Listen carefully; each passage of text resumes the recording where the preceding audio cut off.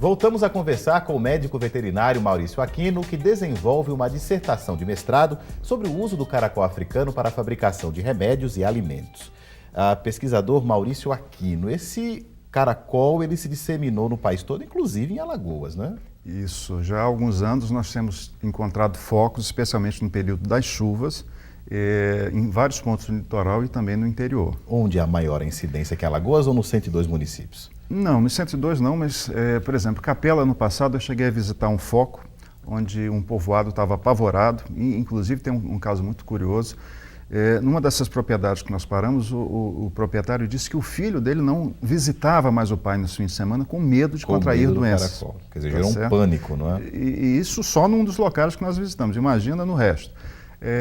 Quando ele me viu catando esses caracóis com a mão e botando numa caixa para levar para a universidade, ele falou, não, você vai morrer de doença. Não é assim que se pega a doença com caracol, é comendo cru, tá certo? Então pode ficar tranquilo, esses animais só pode recolher das bananeiras, do seu quintal, Mas do esse seu é o jardim. Africano ou era um outro tipo de caracol? O africano. E o senhor pode cozinhar, e se não tiver coragem de comer, por preconceito, pode dar para os seus animais, para porcos, galinhas, cães. Quer dizer, vamos deixar isso bem claro. Então, o caracol ele é inofensivo. A priori, né, pode comer desde que cozido. Exatamente. Certo, tá? Bem cozido. Porque como eu falei da questão das doenças de outros animais, o boi transmite doenças, o porco, o cabrito.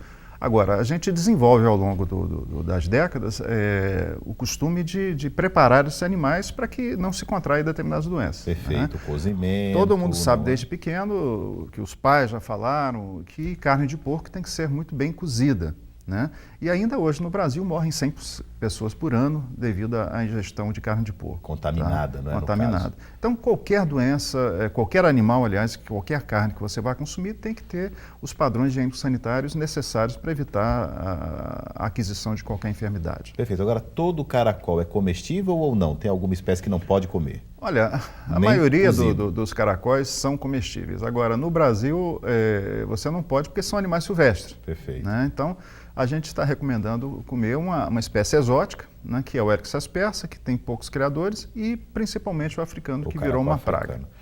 Como é que o senhor se interessou pela pesquisa com fármaco? Como é que começa esse estudo? O senhor já criava o caracol na década de 80, alimento. Eu fui presidente da primeira Associação de Criadores do Brasil no Rio de Janeiro. Meu interesse na época era econômico, né, porque me disseram que dava dinheiro. Então eu entrei nisso de cabeça e nesta época mesmo, além da associação que eu presidia, eu também desenvolvia pesquisas. E nós chegamos a descobrir uma doença parasitária causada por um protozoário que estava causando grande mortalidade e essa doença, por exemplo, não tinha sido descrita nem na França ainda. E naquela época nós não tínhamos internet. Né? Então eu publiquei isso em uma ou duas revistas de interesse geral, me parece que a Globo Rural e a Manchete Rural também publicou, e eu comecei a receber cartas escritas à mão de pesquisadores franceses pedindo mais informação. Então é interessante hoje a gente falar isso, porque hoje pela internet ninguém imagina carta à mão escrita da França para cá. Né? Verdade. Então eu me interessei muito pela criação de caracóis por razões econômicas. E é difícil você começar a criá-los e não se apaixonar por esse animal. Porque é um animal extremamente dócil, é um animal extremamente prolífero e que pode gerar muito alimento, muita proteína a um custo extremamente baixo. Como é a criação, professor? Tem que ter um espaço grande ou um espaço pequeno? Tem que ter uma condição climática especial? Como qualquer outra criação, depende da sua finalidade. Se você quer criar para vender e viver disso, evidentemente tem que se dedicar a uma área maior, né, de maneira mais intensiva, mais extensiva. Agora, para consumo próprio, o Eryx aspersa você consegue criar numa área muito pequena.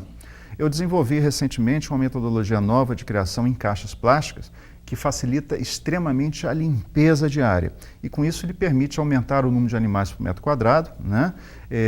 E com isso criar caracóis numa área muito pequena. Sem falar que essas caixas você pode ir empilhando e com isso aproveitando melhor seu espaço. Numa caixa de que tamanho eu coloco quantos caracóis dentro? Eles conseguem conviver com Eu tenho utilizado, porque nós não temos uma caixa ainda apropriada para a criação de caracóis. Eu tenho usado muito essas bacias plásticas de 18, 20 litros. Né?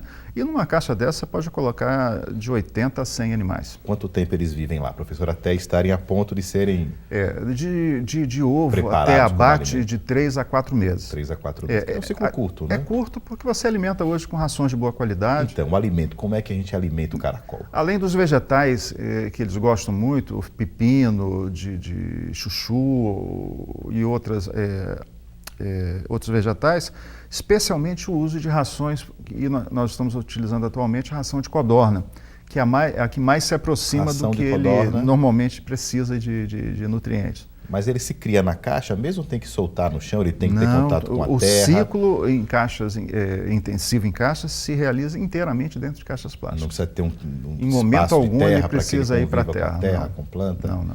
Interessante. Então, esse estudo, voltando ao estudo, o senhor hoje estuda a questão de como o caracol pode ser usado para fabricar remédio, fármaco, como é que é isso? Essa questão da proibição da criação do caracol africano no Brasil pelo IBAMA foi muito drástica, né? E eu defendo o uso do caracol não só para alimentação, mas especialmente também as suas propriedades farmacológicas para a produção de medicamentos, tá certo? Veja bem, o homem está no planeta há 4 milhões de anos, né, aproximadamente. O caracol já está há 150, tá aí sobrevivendo, apesar de todas as dificuldades. Por quê? Ele não tem um sistema imunológico muito desenvolvido como o nosso. Tá? Então, ele só se protege de bactérias, de vírus, de duas formas. É fazendo fagocitose desses micro-organismos. A fagocitose seria? É quando as próprias células do animal comem os invasores, no caso as bactérias. Ou se protegendo das doenças através do muco que ele produz em sua pele. Tá? Então, esse muco... é a secreção, essa secreção que ele produz pelo corpo todo, que mantém ele com essa pele úmida, que produz aquele rastro no chão, que as pessoas dizem, passou um caracol, né? Então, este muco, que protege esse animal contra doenças há 150 milhões de anos, evidentemente tem que ter propriedades medicinais interessantes. E é em cima disso que a gente está desenvolvendo nossa pesquisa. Podem ser aplicadas ao ser humano. Que podem. Por exemplo, já se chegou à conclusão que o muco é um cicatrizante de excelente qualidade. Já tem estudos sobre isso? No Brasil, já tem estudos na USP de São Paulo que comprovam essa cicatrização acelerada.